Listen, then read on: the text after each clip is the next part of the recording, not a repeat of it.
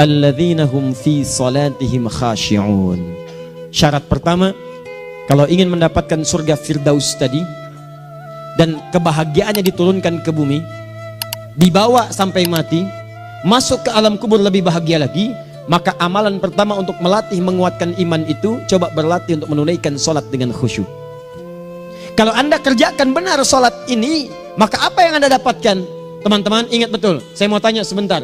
Keabadian yang abadi disebut dengan sa'id. Kalau kita ingin turunkan ke dunia percikannya kita dapatkan, usahanya disebut dengan apa? Masih ingat? Aflah itu kalau didapatkan, kata dasarnya apa tadi? Falahun. Lihat baik-baik. Kata Allah dalam Al-Quran tadi, kalau ingin mendapatkan falahun, amalan pertama sholat. Makanya ketika dipanggil sholat, kalimat falah dilekatkan pada panggilan sholat. 5 kali diingatkan. Begitu muadzin kemudian azan memanggil Anda, hayya 'alas shalah. Anda bertanya, ya Allah kenapa kami mesti sholat? Dijawab, hayya 'alal falah. Yuk, pagi yuk. Yang sejati datang sini. Belum dapat sujud, belum dapat ruku, saya berikan.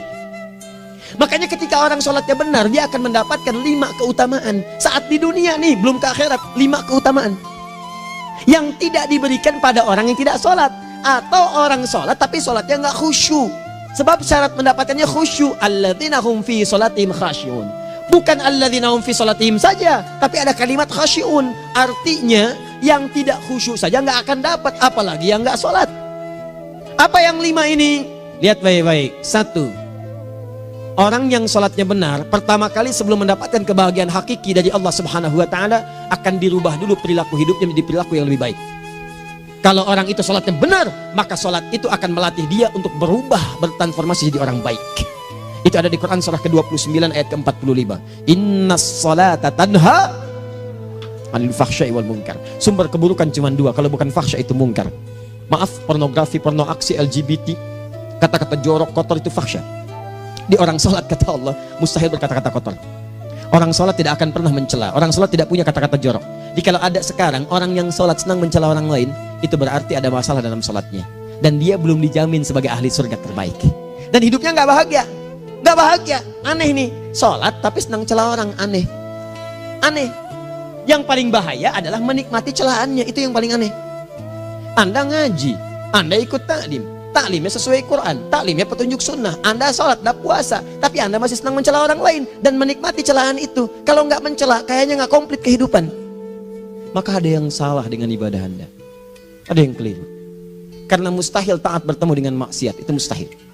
Mungkar, keburukan yang diingkari oleh hati, sumbernya nafsu perut dengan akal.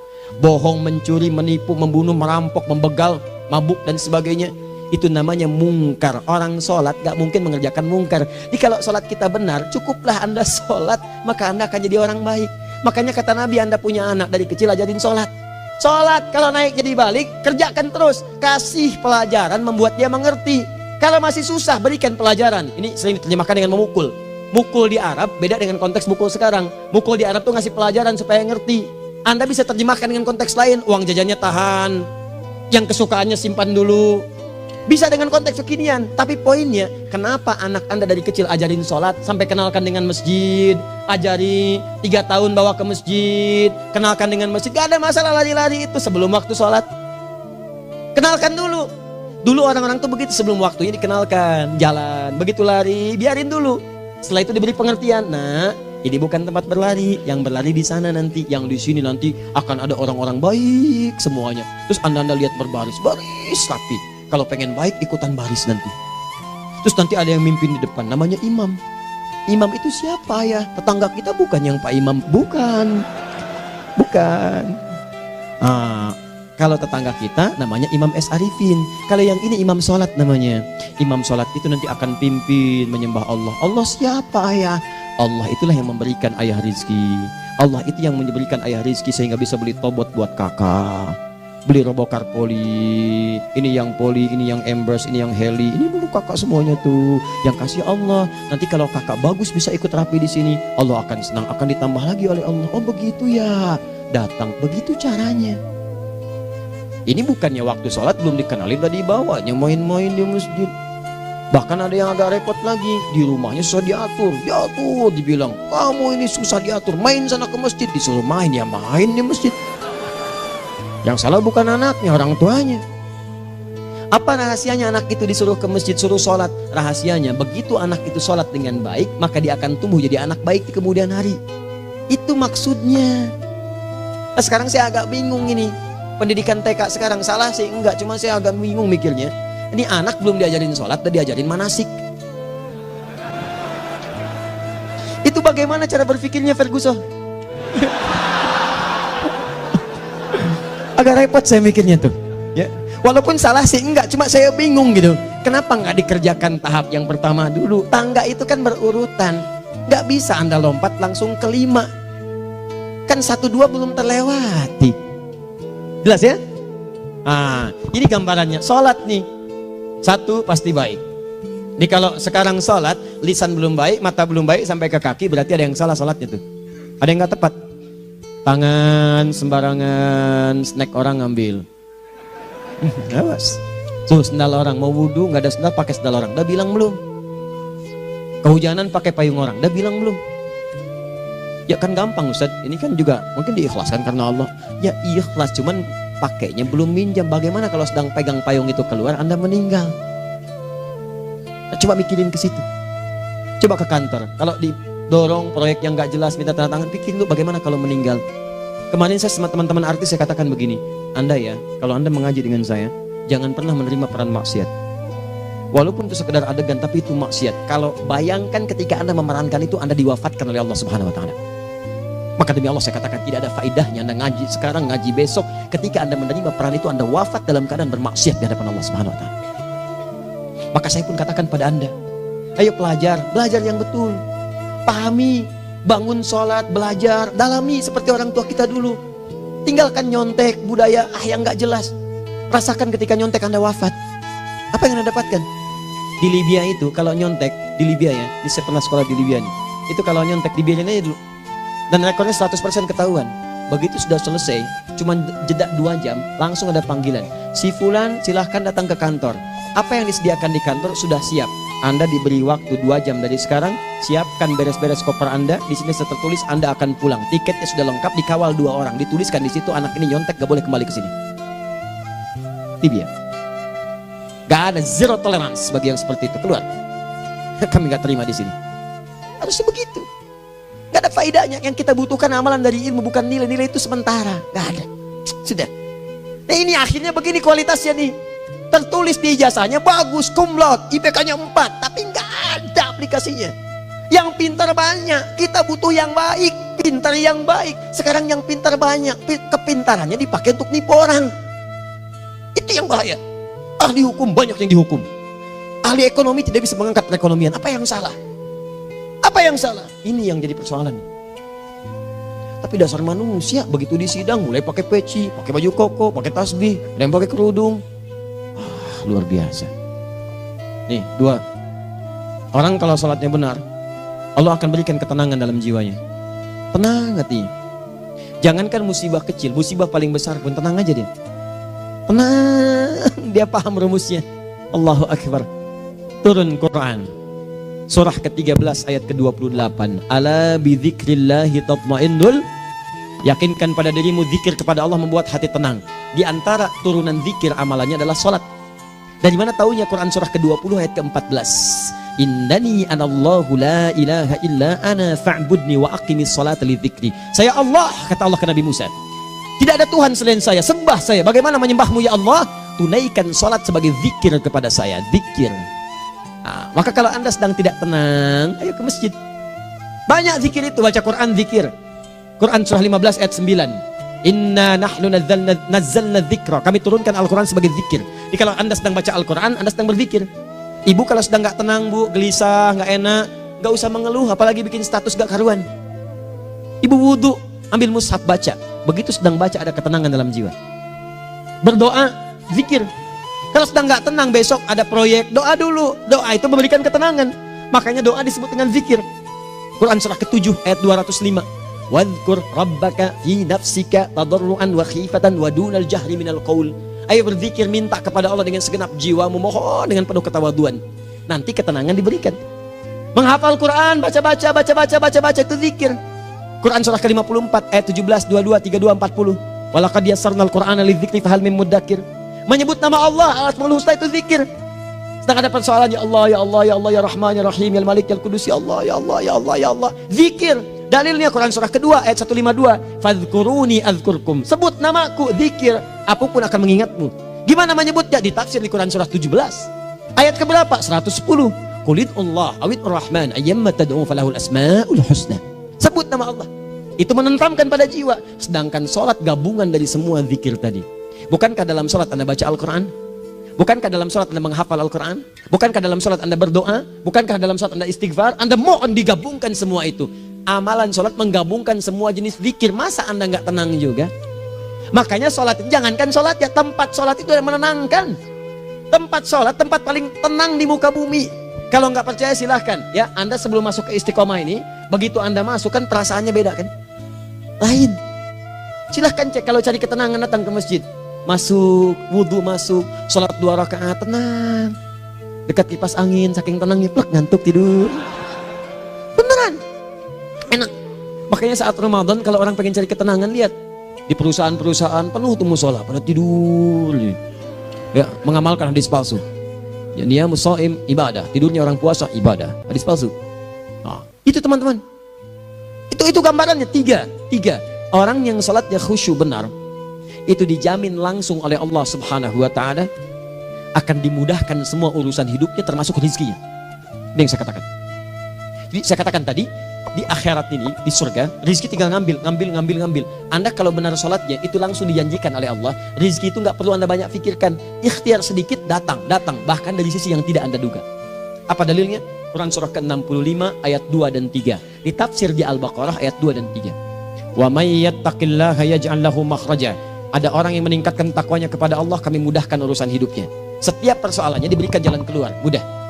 Solusi. Setiap ada problematika, ada solusi. Wa yarzuqhu min haitsu la yahtasib. Dan kalau dia ingin mendapatkan rezeki, bahkan kami kirimkan dari sisi yang tidak dia duga. Orang lain capek ini datang lagi, tawaran proyek datang lagi. Utsman tuh Masya Allah, kayanya banyak. Tapi yang paling dirindukan bukan saat mendapatkan peningkatan omsetnya, yaitu saat dia mendapatkan waktu khusus dengan Allah untuk sholat. Malam hari sampai-sampainya sempat sholat tahajud sampai khatam Al-Quran. Abdurrahman bin Auf demikian, Tamim Ad-Dari demikian. Sholat karena tahu sholat itu meningkatkan rizki. Karena tahu kuncinya ada di situ, Allah yang punya rizki. Disebut dengan Razzaq, pemilik rizki. Maka saya harus punya hubungan dekat dengan Allah. Kalau sudah punya hubungan dekat, mau apa aja gampang. Belum minta, udah diperhatikan. Silahkan cek, Anda punya hubungan baik dengan bos Anda di kantor. Ya, sebelum Anda minta, beliau udah pikirin tuh. Telepon bendahara. Dia udah ngambil belum gajinya? Belum Pak, tambahkan bonus sekian. Kenapa? Karena dia mengawasi Anda. Allah maha tahu dibandingkan dengan bos Anda. Mendekat kepada Allah, semua diperhatikan oleh Allah. Siapa orang takwa itu? Kalimat takwa pertama di Al-Quran Al-Baqarah ayat 2. Amalannya ayat 3. Dzalikal kitabu la raiba fihi hudal lil. Siapa mutakin itu? Ayat 3-nya. Alladzina yu'minuna bil ghaib wa yuqimunas shalah. Gampang. Kalau pengen mudah hidupnya gampang. Biaya nggak mahal, tenaga nggak banyak, tingkatkan takwa nih. Jadi kalau hidup Anda masih susah, di kantor champion, di rumah tangga bermasalah terus, atau sebaliknya, maka boleh jadi kalau gelar Anda tinggi, harta Anda banyak, tapi selalu punya masalah, bukan Anda kurang hebat, bukan Anda kurang kedudukan, bukan Anda kurang kaya, Anda kurang takwa. Dan yang paling dahsyat, mungkin sholat Anda belum berkualitas. 4. Orang yang sholatnya benar, khusyuk dia. Bahkan saat sholat itu kalau dia minta, maka seketika doanya akan dikabulkan. Tanpa diskusi, langsung seketika. Contoh, Quran surah ketiga ayat 38-39. Demi Allah saya katakan, Nabi Zakaria punya masalahnya pelik. Sudah berumah tangga, istrinya divonis monopos, maaf bahkan mandul. Gak mungkin punya keturunan. Maka apa yang beliau kerjakan? Secara singkat beliau sholat. Begitu sholat minta kepada Allah. Hunalika da'a Zakaria rabbah. Di mihrab itu beliau bermohon kepada Allah. Bermohonnya sambil sholat. Qala rabbi habli min ladunka dzurriyyatan thayyibah innaka sami'ud du'a. Ya Allah, mereka katakan saya nggak mungkin punya keturunan.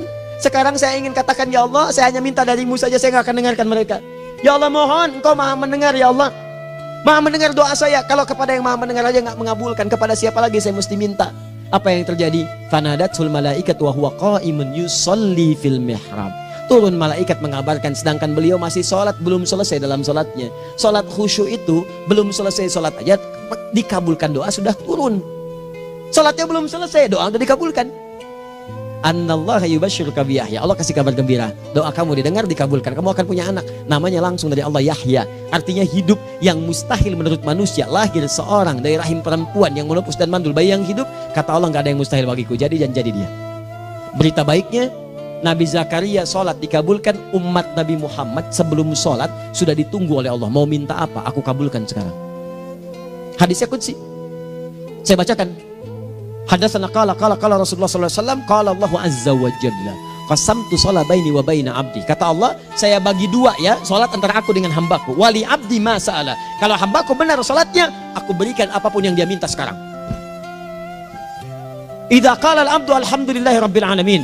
Bagian pertama, kalau hamba benar dibaca Al-Fatihahnya dari alhamdulillahi rabbil alamin, kalau Allah azza wa jalla dijawab oleh Allah, hamadani abdi, hambaku sedang memujiku. Wa idza qala ar-rahmanir rahim, jika hambaku berkata ar-rahmanir rahim, qala Allah azza wa jalla athna alayya abdi, hambaku sedang menyanjungku. Wa idza qala maliki yaumiddin, qala Allah azza wa jalla majjadani abdi, kalau hambaku mengatakan maliki yaumiddin, kata Allah hambaku sedang mengagungkanku. Perhatikan sekarang. Wa idza qala al-abdu iyyaka na'budu wa iyyaka nasta'in, jika hambaku berkata sekarang, ya Allah, kami sekarang ibadah, sholat menyembahmu, dan kami sekarang sedang punya masalah, kami hanya minta tolong kepadamu ya Rabb. Apa jawabannya? Beda dengan sebelumnya. Kata Allah, hadza baini wa baina abdi, inilah perjanjian antara aku dengan hambaku. Wali abdi, kalau hambaku benar khusyuk sholatnya sampai detik ini, baru sampai Al-Fatihah itu pun belum tuntas, baru sampai Al-Fatihah itu pun belum tuntas. Kalau benar bacaannya betul, sholatnya dari takbir sampai dengan selesainya, sampai ayat itu, iyyaka na'budu wa iyyaka nasta'in, kata Allah, masalah apapun yang dia minta sekarang, aku akan kabulkan. Besok saya kasih rahasia yang di KBP. Ada awal pembuka di awal sebelum Al-Fatihah yang kalau Anda benar bacanya, itu pengantar kepada pengabulan doa di Al-Fatihah. Apa itu? Besok. 5. Yang kelima ini yang paling diharapkan, dan ini penutup dalam kajian kita malam ini. Teman-teman sekalian, perhatikan baik-baik. Jika Anda benar mengerjakannya, maka Allah akan jamin langsung Anda akan mendapatkan kesuksesan dan kebahagiaan di semua aktivitas Anda. Kalau jadi suami yang sukses, rumah tangga yang bahagia. Kalau jadi pegawai yang sukses, dan di kantor bahagia. Masih ingat? Kesuksesan yang menghadirkan kebahagiaan, konteksnya dunia disebut dengan falah, dipegang disebut dengan aflah. Dikembalikan lagi ke atas, ke surah ke-23 ayat 1 dan 2. Qad aflahal mu'minun. Apa amalannya? Alladzina hum fi salatihim khashi'un. Persoalannya, kalau Anda sholat belum mendapatkan satu di antara 5 ini, apa masalahnya? Pertama masalahnya, kata Al-Quran, boleh jadi yang sholat itu belum khusyuk. Apa itu khusyuk? 2 maknanya, dan saya tutup di sini. Apa yang 2 itu? 1, kebanyakan orang sholat masih membawa dunia dalam sholatnya. Makanya kalau pengen khusyuk, kata Allah, maka Anda rasakan akan bertemu Allah. Rumusnya Quran surah kedua ayat 45 sampai 46. Rasakan secara singkat, mungkin itu sholat terakhir yang Anda akan kerjakan dalam kehidupan. Mungkin di sholat itu Anda wafat. Kata Allah, alladzina yadhunnuna annahum mulaqu rabbihim. Orang khusyuk itu sudah kelihatan dari sebelum sholat, dia sudah merasa persiapan menghadap Allah. Persiapan ke manusia aja, dia sudah siap-siap, mandi dulu, ganti pakaian, pakai parfum, macam-macam dan sebagainya, hanya memenuhi undangan manusia. Allah mengundang Anda 5 kali dalam sehari. Ya maaf, mengabulkan doa Anda, mencukupkan kebutuhan, menyembuhkan kalau sakit, disiapkan Anda. Harusnya apa? Penampilan sempurna. Kata Quran, orang khusyuk itu kelihatan sebelum sholat, pakaiannya kelihatan. Quran surah 7 ayat 31, ya bani Adam khudhu zinatakum inda kulli masjid. Ya anak cucu Adam, kalau tiba panggilan dari masjid, kenakan pakaian terbaikmu. Di anak cucu Adam tuh kelihatan. Kalau orang khusyuk, begitu adzan kelihatan pakaiannya lain. Pakaiannya indah. Khudhu zinatakum, kenakan pakaian terbaikmu. Dipakai, bertemu Allah. Bertemu manusia aja pakaian bagus-bagus. Ini aneh ya, ada orang salah ibadah aja. Orang salah ibadah pakaiannya bagus-bagus. Lihat nih hari-hari tertentu, besok tuh orang mau ke tempat masing-masing tuh. Ada yang pakai jas, pakai dasi, pakai batik, pakai kebaya. Anaknya dibawa, dikuncir 2, bawa manisan macam-macam. Mau salah ibadah aja, tampilan bagus. Masa antum yang benar ibadahnya nggak bagus? Bedakan. Pakaian futsal, pakaian sholat ganti dengan yang sholat. Ini gimana pakaian sholat pakai pakaian futsal? Depannya gambar Messi, belakang Ronaldo. Repot. Malaikatnya juga bilang, kamu salah baju, harusnya Luka Modric.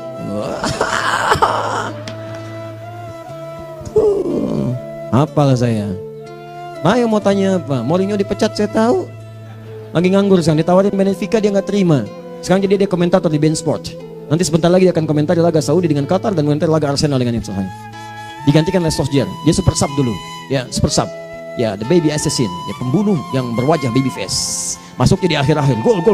Sekarang melatih dia 5 kali kemenangan, belum kalah sama sekali. Saya hafal itu.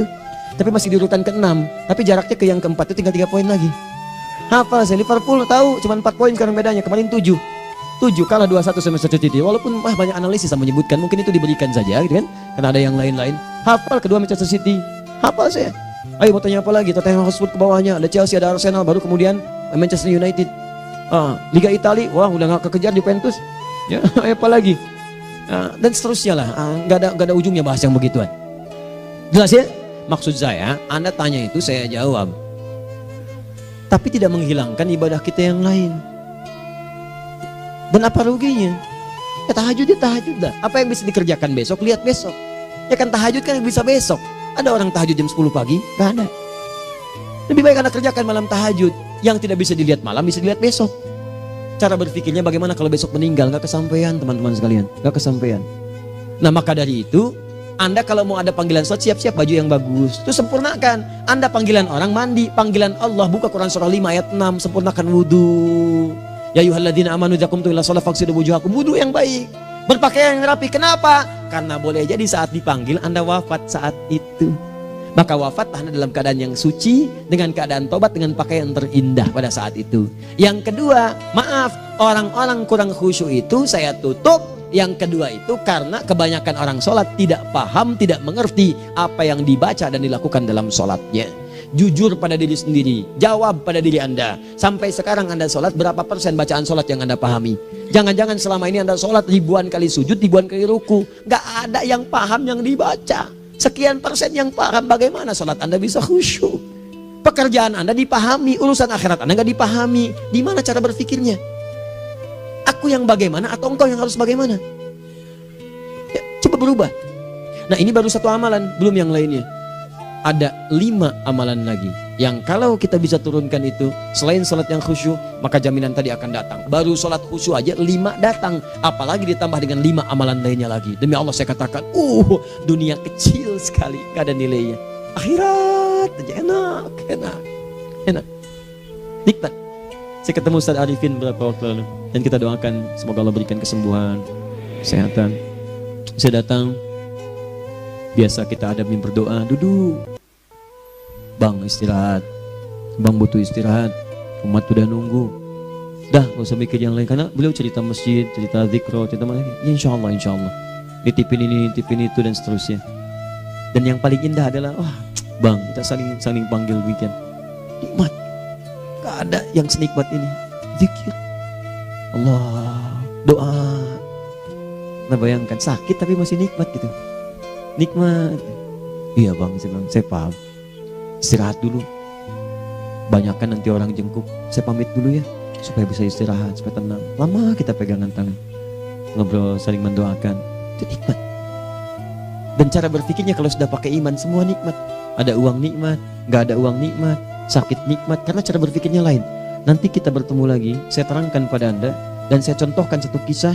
Bahkan ketika ada orang yang diuji Allah dengan ujian yang sangat luar biasa, yang menurut sementara orang itu ujian sangat luar biasa menggetarkan jiwanya dan susah untuk bertahan, tapi orang ini nikmat saja menjalaninya. Nikmat. Ada yang di rumah tangga, ada yang di macam-macam. Contohnya banyak. Satu contoh saya berikan di malam ini. Satu kali suami istri, wah luar biasa. Istrinya itu cerewetnya Pak, bukan cuma cerewet, ngeselin bagi suaminya. Maaf Bu ya, bukan ibu maksudnya. Jadi semua yang dikerjakan suami salah. Pengen mangga, ayah kalau kita sekarang dibeli mangga. Kenapa mangga yang ini? Saya pengennya mangga yang lain. Belikan mangga. Kenapa beli mangga aja? Jeruknya mana? Jeruk. Semua. Pokoknya semua yang kerjakan suami salah. Tapi suami tidak pernah mengeluh. Ini kerjakan, itu kerjakan. Satu kali, perhatikan cara memandangnya. Ketika iman sudah masuk ke dalam jiwa. Kata temannya, akhi, istri kamu ini begini nyusahin kamu. Kenapa kamu gak cari yang lain? Kan gampang ada syariat. Udah pisahin aja cari yang lain. Kamu tenang ibadah. Apa jawabannya? Hey, Allah sudah turunkan surga ke saya lewat dia. Kenapa kamu meminta saya untuk menjauhinya dan meninggalkan surga saya?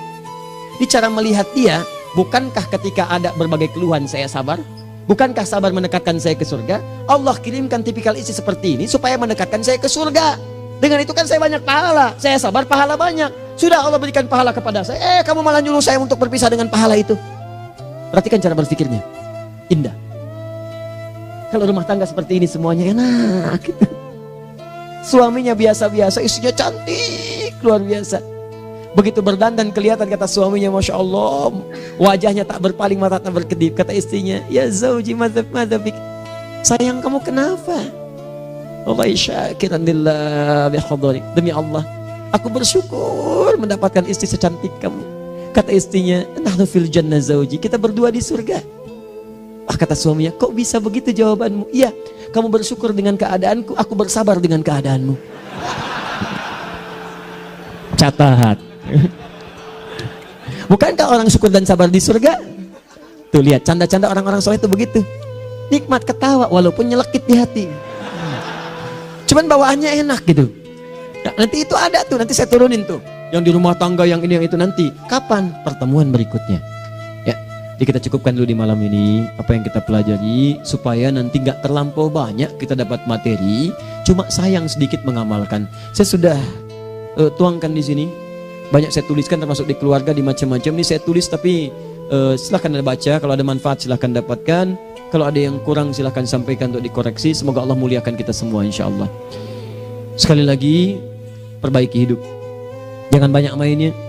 Dan sudah, jangan banyak membuang dengan yang sia-sia apapun yang dihadapi. Sekali lagi, tolong jaga kondusivitas, bantu negara kita, ketertiban, keamanan. Kalau saya menyampaikan sesuatu ada singgungan dengan yang kekinian, itu maksudnya koreksi masukan-masukan supaya diperbaiki. Tapi tetap dalam urusan pemilihan kita punya pilihan masing-masing yang tidak boleh dipaksakan. Jelas ya? Baik, jadi ya saya sampaikan sekali lagi. Pertama, pilih mana? Anda dipaksa harus ikut, atau yang kedua, kita bebas memilih sesuai. Dah. Sudah ya. Jadi kita akhiri, subhanakallahumma bihamdika asyhadu an la ilaha illa anta astaghfiruka wa atubu ilaik. Wa akhiru da'wan alhamdulillahirabbil alamin. Berjumpa besok sesi terakhir fikih ikhtilaf di Masjid Ar-Rahman Kota Baru Parahyangan. Assalamualaikum warahmatullahi wabarakatuh.